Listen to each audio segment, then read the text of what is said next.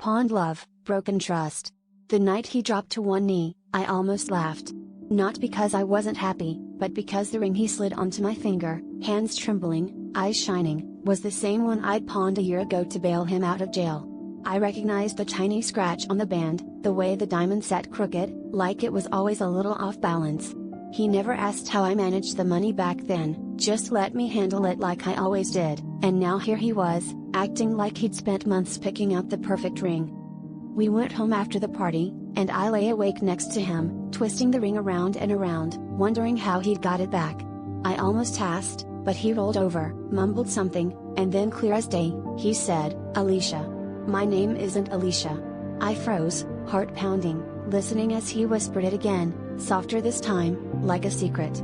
I felt sick. He'd promised he was done with her, swore it was me, only me, but now, in his sleep, her name was the one on his lips. The next morning, I made coffee and watched him act normal.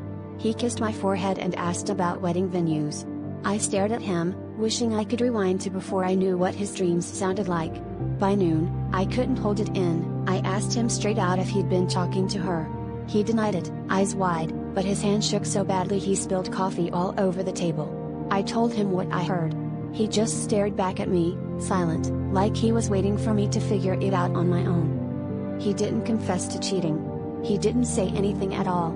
He just took the ring off my finger, set it on the table, and walked out.